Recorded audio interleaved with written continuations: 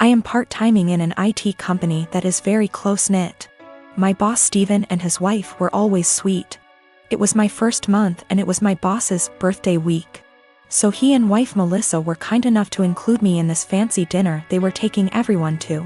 A week prior to the dinner, Melissa added everyone to a group chat and asked whether we had any suggestions on where to eat.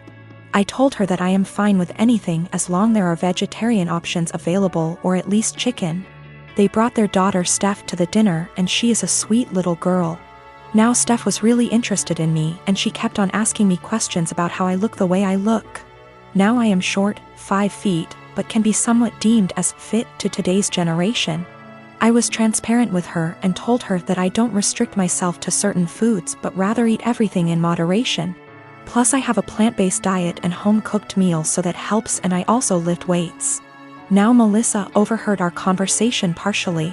She pulled me aside and told me that Steph was recovering from eating disorder, so she encouraged me to be honest with her and not lie to her and not to order anything that screams diet.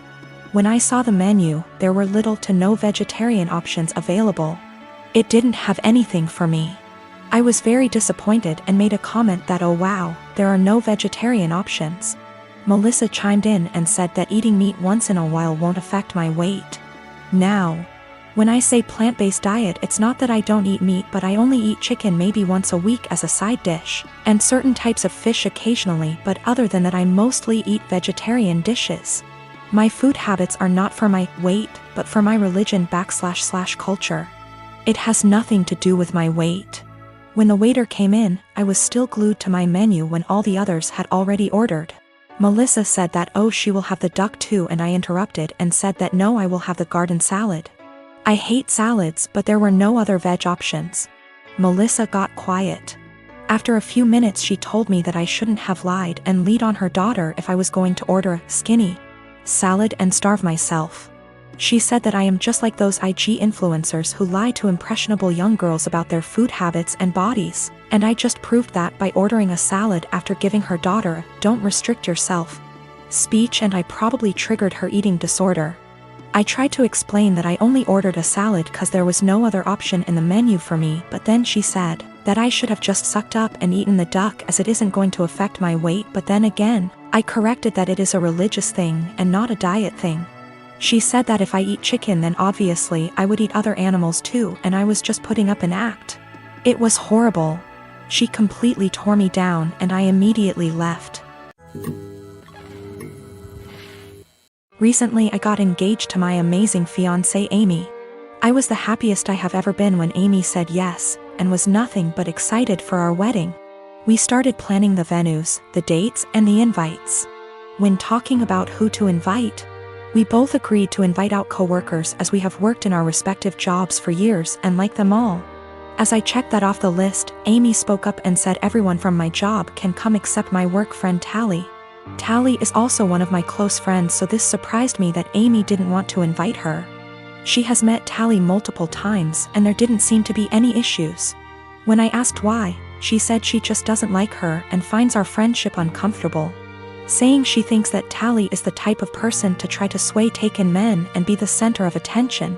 After talking some more to see where she got this idea, it turned out this was based on nothing but Tally's looks, as even Amy admitted that Tally is always very kind to her.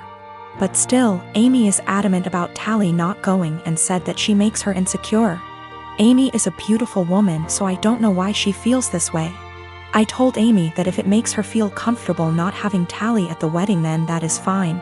But before invitations go out I wanted to speak to her privately to let her know to save embarrassment. Amy agreed, and that was really that. We didn't speak on the matter after. A week or so later I went into work and Tally started to ignore me, only really talking if it was work related. I was confused as it isn't just her, our coworkers have started to ignore her and acting strange to me. So I contacted her BF, only for him to be sarcastic on the phone. I asked what the problem was when he asked if I actually didn't know what happened. He then filled me in. Turned out a few days earlier Amy came to my work on my day off with invitations. I had no idea she even made them yet. And handed everyone an invite in front of Tally, then saying to Tally, "You aren't invited, women like you aren't welcome," which has sparked everyone suggesting she is my other woman. Since then she has been harassed by some guys at work and shunned by the women. She is now looking for another job. This pissed me off and I apologized profusely as I didn't know. When I got home that night, I confronted Amy about this. She denied it at first, but then told me she did it, but it is now not an issue because she's quitting her job. I flipped on her, saying how she clearly didn't trust me to say and that she crossed a line doing all this behind my back. She didn't see the problem and got upset, asking me why I'm so mad, me responding, if we are really going to get married, get your insecurities in check and grow up. I stayed at a friend's since but have had texts from Amy, her friends, and her mother saying for this and that Amy doesn't deserve this treatment. I have made many attempts to speak to Tally privately to find out what was happening prior to contacting her BF. She brushed me off by saying she either had work to do or that there was nothing to talk about. No one would really speak to me, so I contacted her BF as a last resort. Her BF says he is going to pass on to Tally what I said to him on the phone. The wedding is currently on hold, that is also why I'm staying at my friend's. Need some distance to figure stuff out. Nothing has or ever will happen with Tally, no feelings, nothing adult, absolutely nothing. Tally is happy and in love, her boyfriend is someone I also consider a close friend. I was happy with Amy prior to this. And Tally is more like a sister to me. Unfortunately, due to what Amy has done, all I can really do is damage control. Of course I am planning to explain to everyone what has happened. I do not want Tally to be going through this. She is a genuinely kind person who does not deserve any of this. I don't have a problem with the idea of parents who stay home with their kids. It's not like that. I get that childcare is expensive, and that oftentimes it just makes sense. What I have a problem with is my teenage daughter literally planning her life to only become a som. As in, no college, no jobs, no certifications, nothing at all to support herself until that time might come. I told her that it doesn't have to be college, that not everyone needs college, but that she needs to do something to start making money to put away so that, if anything goes wrong with her plan, she has a way to support herself and the potential kids. Her feedback was that her backup plan was me and my husband. She would move in with us and go from there. We would help them survive. I told her then, what happens if we die, or we're incapacitated? She said, I don't know, Mom, this is ridiculous, none of it is going to happen. I told her bluntly that I don't want her becoming Nancy Botwin 2.0, that if something happens, she needs to have a backup plan and something behind her other than relying on other people. I emphasize that again, it does not need to be college. She can start working retail to learn customer service skills that she can carry on to doing call center work from home if need be. She can start working as a receptionist somewhere. She can do any number of things. But she says no, she's going to plan to be a som. With that all in mind, I asked her, when she graduates high school, what is she going to do? She said, just try to find a husband. Maybe marry someone in the military. I asked her again, in between that time, how is she going to pay her bills? Her rent? She said she assumed she would be living at home. I told her no, and that she would be moving out. She could live at home if she gets a job or tries to get some kind of community college degree or certification. But that if she insists on being a deadbeat loser and waiting for a man to come and rescue her, she's on her own. This didn't go over well, and I am now being held up as totally unreasonable, mean, etc. I don't think I'm wrong at all. I want to set her up for a lifetime of success and happiness.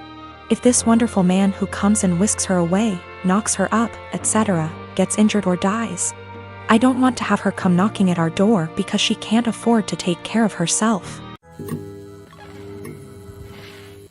I have been married with my husband for 3 years and haven't been dating for a little over 5. My husband has this friend Mary. They've known each other since they were in high school and she's considered one of the boys, if you may. That basically means she's always invited to all the fishing trips and stuff, which I don't mind at all. I trust my husband. Well, my problems with Mary started when she first found out I'm half Romanian. It started kinda innocently, with her asking me to say certain words, teach her some insults, etc., which didn't necessarily bother me. But it usually put me on the spot whenever we were out with my husband's group of friends. It only escalated to her Googling stuff about Romania and asking me, are you a vampire? Do you bite your husband by the neck? To, are you a gypsy? I bet you've got some of that gypsy blood in you, which is just blatantly racist. Last week, me and my husband organized a mini barbecue with our friends, and Mary was invited by my husband despite me telling him she makes me uncomfortable. He said he had talked to her about her remarks and she's been understanding, so it's unlikely she'll say something this time. It was midnight and there were about 4 of us left, and I accidentally spilled some red wine on Mary's jeans when I tripped over a carpet. All hell broke loose. Mary started saying that I'm a witch and I'm trying to ruin her life, and this whole thing is part of my ritual, and I'm just a immigrant gypsy trying to ruin my husband's life, and I've poisoned my husband against her. I started crying and profusely apologizing. When she wouldn't drop it, I kicked her out and banned her from ever coming to my house again. My husband insists that Mary was just drunk and talking nonsense, and he would talk to her. He also told me I'm way too sensitive about my heritage and I'm an a-hole for banning her. Mary has since given me a half-hearted apology, but I'm still not okay with her. I guess this is the update some of you wanted. Sorry, I'm still a mess, and ick how coherent I am. We've talked.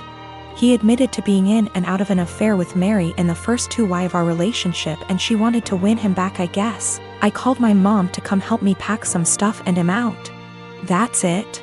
Mary can have him. I've been gaslit for years, and it took a Reddit post to realize. Oh, the irony. Thank you, Reddit. A lot of people seemed suspicious of Mary and my husband's friendship / relationship, etc., and have asked if I ever suspected anything. No, I didn't. Me and my husband had, or I thought we had, a very strong relationship, based on communication and honesty. Guess it only applied to me. Also, Mary is very close with all the boys in the said friendship group. The other wives raised concerns in the past, but they've all been shut down by the boys in the group or by Mary herself.